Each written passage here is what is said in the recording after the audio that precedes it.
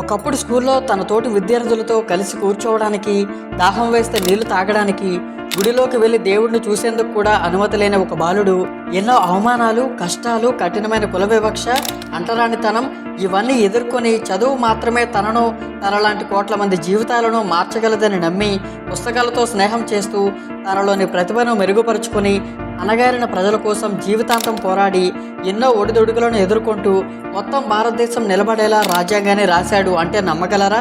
అతనే భారతదేశ రాజ్యాంగ నిర్మాత, సామాజిక సంస్కర్త, దళితోద్ధారకుడు, బలుగు బలహీన వర్గాల ఆశాజ్యోతి డాక్టర్ బిఆర్ అంబేద్కర్. ఈ వీడియోలో అంబేద్కర్ గారి బాల్యం నుండి వెంటాడిన కుల వివక్ష, చదువు, 1927లో జరిగిన దళిత మహాసభ, ఇలా ఒక్కొక్కటిగా అంబేద్కర్ గారి జీవిత చరిత్ర గురించి తెలుసుకుందాం. Hello friends, this is Krishna Kumar. Welcome to my channel.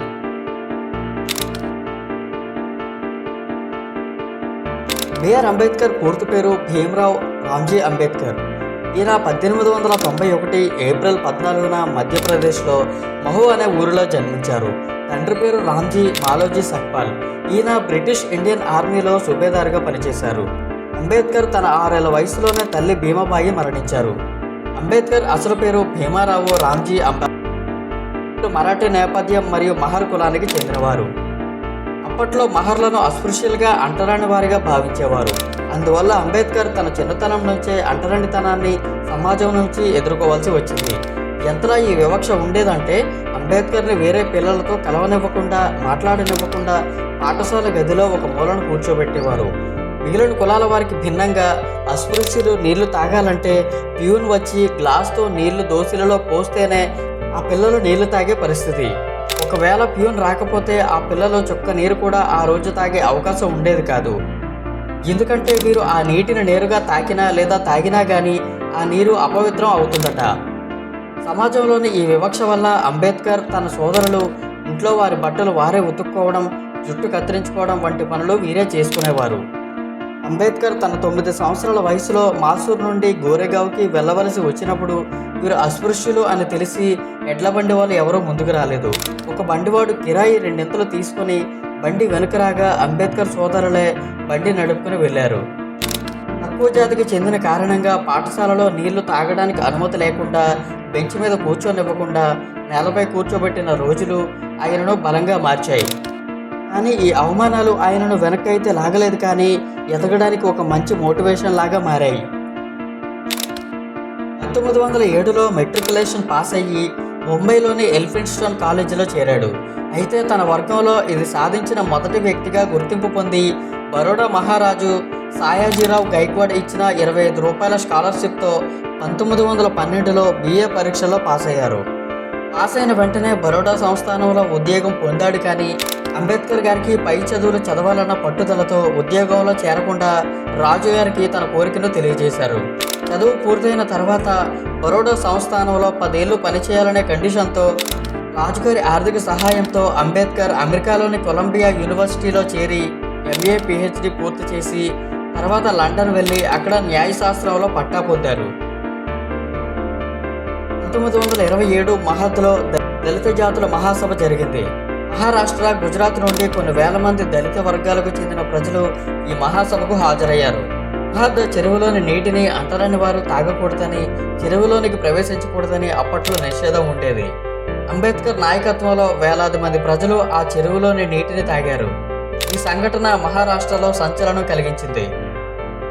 1927లో Ambedkar బహిష్కృత Bharati అనే మరాఠీ పక్ష పత్రిక ప్రారంభించి ఆ పత్రికలో ఒక ఆర్టికల్ రాస్తూ అంబేద్కర్ ఏమన్నారంటే, తిలక్ గనక అంటరాని వాడిగా పుట్టి ఉంటే స్వరాజ్యం నా జన్మ హక్కు అని ఉండదు, అస్పృశ్యత నివారణే నా ధ్యేయం, నా జన్మ హక్కు అని ప్రకటించి ఉండేవాడని రాశారు.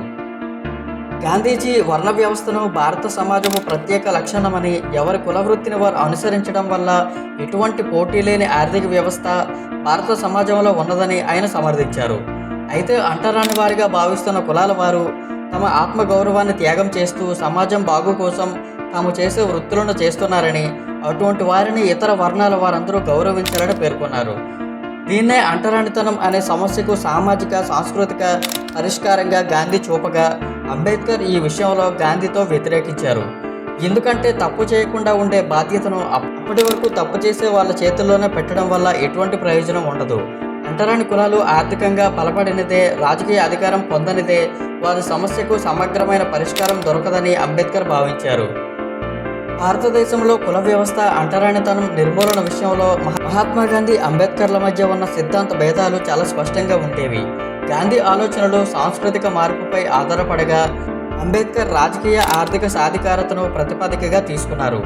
అంటే గాంధీజీ నమ్మిన సిద్ధాంతం ప్రకారం వర్ణ వ్యవస్థ భారత సమాజంలో ప్రత్యేక లక్షణంగా భావించారు. ఎవరి కుల వృత్తిని వారు అనుసరించడం వల్ల పోటీ లేని ఆర్థిక వ్యవస్థ ఏర్పడుతుందని ఆయన నమ్మేవారు. అంటరాని వారుగా పరిగణించబడుతున్న కులాల వారు తమ ఆత్మ గౌరవాన్ని త్యాగం చేసి సమాజ సేవ చేస్తున్నారు కాబట్టి వారిని ఇతర వర్ణాల వారు గౌరవించాలని వాదించారు. అగ్రవర్ణాల ప్రజల్లో వారి మనస్తత్వంలో మార్పు తీసుకురావడం ద్వారా, వారి దృక్పథాన్ని మార్చడం ద్వారా అంటరానితనాన్ని నిర్మూలించవచ్చని గాంధీజీ విశ్వసించారు. కానీ అంబేద్కర్ తన సిద్ధాంతం ప్రకారం వర్ణ వ్యవస్థ అనేది శ్రమ విభజన కాదని, అది శ్రామికుల విభజన అని అంబేద్కర్ స్పష్టం చేశారు. ఇది సమాజంలో అసమానతలకు, అణిచివేతకు మూలమని భావించారు. అంటరానితనాన్ని ఆచరిస్తున్న అగ్రవర్ణాల చేతిలోనే వివక్షను ఆపాలని చెప్పడం వల్ల ఎటువంటి ప్రయోజనం ఉండదని అంబేద్కర్ వాదించారు. తప్పు చేసే వారి చేతిలోనే బాధ్యత పెట్టడం సరైనది కాదు. అంటరాని కులాలు ఆర్థికంగా బలపడనంత వరకు, వారికి తగిన రాజకీయ అధికారం దక్కనంత వరకు ఈ సమస్యకు సమగ్ర పరిష్కారం లభించదని అంబేద్కర్ బలంగా నమ్మారు. దీంతో అంబేద్కర్ దళితులకు ప్రత్యేక నియోజకవర్గాలు ఇవ్వాలని పట్టుబట్టగా, అలా ఇస్తే హిందూ సమాజం విచ్ఛిన్నం అవుతుందని అందుకు గాంధీ ఒప్పుకోలేదు. చివరికి గాంధీకి అంబేద్కర్కు మధ్య పూనాలో కమ్యూనల్ అవార్డు కన్నా ఎక్కువ స్థానాలు ఉమ్మడి నియోజకవర్గాలలో ఇచ్చేందుకు ఒప్పందం కుదిరింది. ఆ తర్వాత అంబేద్కర్ దళిత సమస్యల పరిష్కారానికి all India depressed class Congress, all India scheduled caste federation వంటి అనేక రాజకీయ పార్టీలను ఏర్పాటు చేసి దేశవ్యాప్తంగా దళితులను సమీకరించే ప్రయత్నం చేశారు. సో ఇది ఫ్రెండ్స్, వీడియో లెంత్ కారణంగా అంబేద్కర్ బయోగ్రఫీలోని రాజ్యాంగ రచన, భారతదేశ ప్రజాస్వామ్యంలో అంబేద్కర్ పాత్ర, వెనుకబడిన కులాలకు రిజర్వేషన్లు, స్త్రీల హక్కులు, వీటన్నిటి గురించి అంబేద్కర్ బయోగ్రఫీ పార్ట్ 2లో తెలుసుకుందాం. అంతవరకు సెలవు. జై హింద్.